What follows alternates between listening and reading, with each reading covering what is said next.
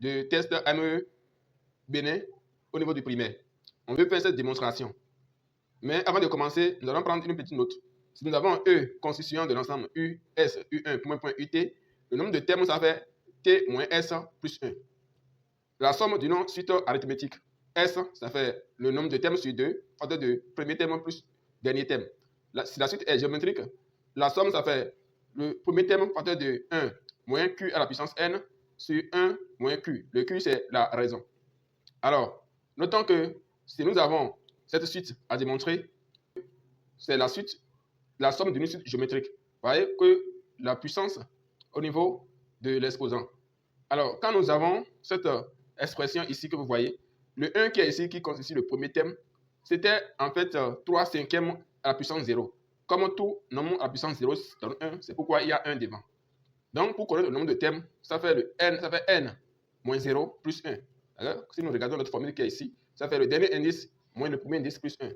Donc, le nombre de termes, ça fait n plus 1.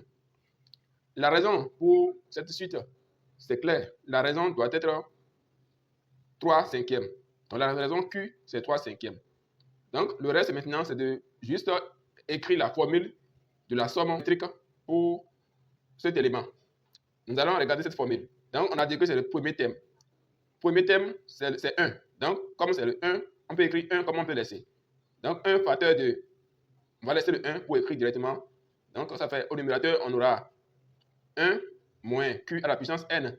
Comme le premier terme, c'est 1, donc on peut laisser le facteur.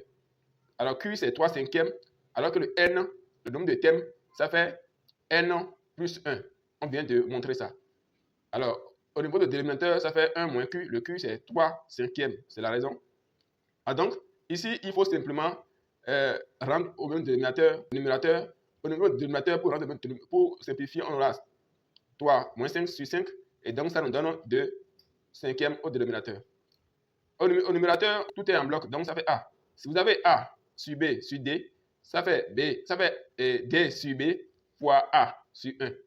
Donc, ça fait D sur B fois A.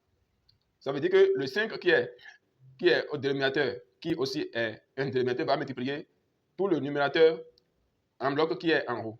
Donc, ça fait 5 demi fois facteur de 1 moins 3 cinquièmes à la puissance N plus 1. Vous voyez déjà que la réponse est déjà donnée. Vous voyez, c'est la réponse qu'on nous demande de démontrer. Donc, en fait, notre élément que vous voyez ici,